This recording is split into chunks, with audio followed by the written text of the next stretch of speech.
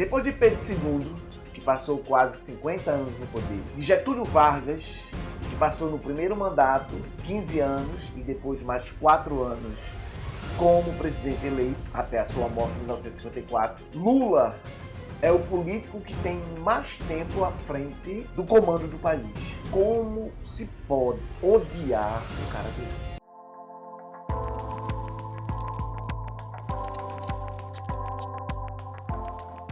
Gente, eu queria pedir desculpa porque hoje eu tô bem doentinho, tô meio gripado, aliás, bem gripado, mas eu não podia deixar de gravar os vídeos porque hoje é o dia que eu tenho realmente para gravar, para poder rodar os vídeos para vocês. Então me perdoe desde já. Deixa eu responder a pergunta: por que odiar Lula? Nos 2 primeiros mandatos, quando ele foi eleito em 2002 e os 4 anos depois, mais 4 anos no segundo mandato, o Brasil nunca esteve tão bem. Nas próprias palavras de Lula, que dizia que nesse país nunca se ganhou tanto dinheiro. Fato, nunca o Brasil chegou a um patamar de retorno em todas as áreas tão grande quanto quando Lula esteve à frente desse país. Então, por que há um ódio tão grande contra um presidente que levou esse país a esse patamar? É quase irracional se a gente levar em consideração o pensamento de muitos. Mas há uma resposta bem prática na realidade. E nada tem a ver com a questão de se colocar Lula é um ladrão, Lula roubou, Lula vai levar esse país a se tornar uma Venezuela. Gente, que Venezuela? Cadê a Venezuela? Lula furou a bolha, porque ele não veio da classe média alta ou da classe alta, como a grande maioria dos políticos. Ele não é submisso, mesmo sabendo como se joga o jogo político, aonde ele pode apertar, aonde ele tem que se organizar, fazer acordos. Nem sempre esses acordos são benéficos. É só a gente olhar com quem ele se juntou no segundo mandato, principalmente, porque nesse país só se governa se faz com chavos. Dependendo de quem esteja na presidência da Câmara, isso é ainda pior. Mas o mais importante em relação a Lula e o ódio que uma boa parte, 20%, odeiam Lula. E aí são aqueles que foram catapultados para o bolsonarismo. Os mais ricos o odeiam porque ele é transgressor. Ele transgrediu algo que no Brasil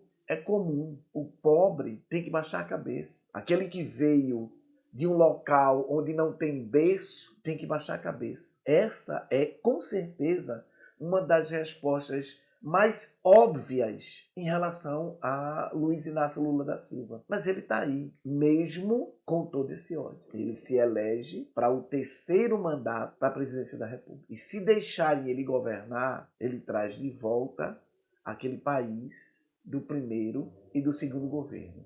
Ele vai trazer de volta aquele país que principalmente o mais pobre quer de volta. Vocês nunca se perguntaram por que Lula é tão aceito na comunidade internacional? Por que ele é tão festejado entre os principais líderes internacionais? Sejam eles de direita. Não estou falando de extrema direita não, isso aí é com outros políticos. Mas eu estou falando de direita. Líderes europeus, dos Estados Unidos, como Biden, como era com Barack Obama. Logicamente, com Trump não dá. Trump é um protótipo de ditador. Ele só não é porque os Estados Unidos não comporta uma ditadura. Se comportasse, ele seria. Não tenho dúvida. Mas por que Lula é tão aceito no mundo político internacional? Por que a voz dele tem tanto peso? São todos ladrões. Ah, não, são todos ladrões. Todos ladrões. Ou todos comunistas, são comunistas, bando de comunista. Que comunismo? Você já procurou saber, de fato, o que é comunismo? É complicado, porque a aceitação de Lula é porque ele é um democrata. Porque ele é, mesmo sofrendo tudo que ele sofre em seu país, um democrata. Você nunca parou para se perguntar isso? Será que não está na hora? Mas você só defende Lula? Não, eu tenho críticas. Eu não gosto, por exemplo, da política internacional, às vezes, que Lula faz. Eu não concordo com o apoio, por exemplo, que ele dá a Maduro. Ou com a benevolência que ele tem com o presidente da Venezuela, que para mim é um ditador. E ditador é muito complicado a gente ter uma aceitação. Eu não concordo, às vezes, com a posição de Lula em determinados pontos, principalmente da política externa. Mas, para aí, se a gente for comparar, por exemplo, Lula com o ex-presidente, é um absurdo de diferença. Tu não acha, não? É um absurdo. Há um abismo, há um grande abismo entre alguém que prioriza a democracia, que luta por um país melhor, e alguém que não sabe nada, absolutamente nada de política. Até porque ele nunca trabalhou na política. Ele foi, durante 27 anos, um deputado inócuo, se vocês querem fazer a comparação. Simples. Bem simples. Lula ladrão.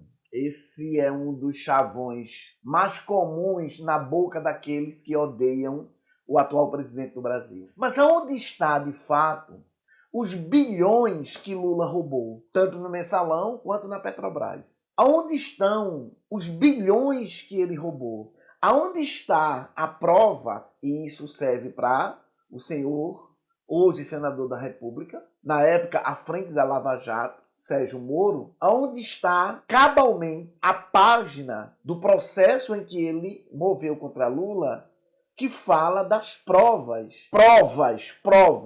que Lula roubou. Porque a vida de Lula foi devassada. Imaginem o processo de devassa que ele e que todos os seus familiares sofreram durante o período da Lava Jato. E cadê o dinheiro? Gente, aonde está o dinheiro? É fácil a gente encontrar às vezes, porque tudo hoje em dia é rastreado.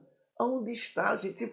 Se faça ao mínimo essa pergunta. Você que o chama muito de ladrão, se faça a pergunta: aonde está o roubo? O grande problema não é a questão do Lula ladrão, até porque tem gente que tem muito dinheiro lá fora ou colocado em coisas mais visíveis e fica tudo por baixo do pano. O problema de Lula é que ele representa algo que a elite não aceita. Ele governa para o mais pobre. Ele governa para dar ao povo uma melhoria de vida, para que o povo coma melhor, para que o povo tenha universidade e não seja vendedor de picolés. Isso vai para o senhor André Valadão. Ele vai governar para que o pobre possa comer melhor, viajar, ser feliz.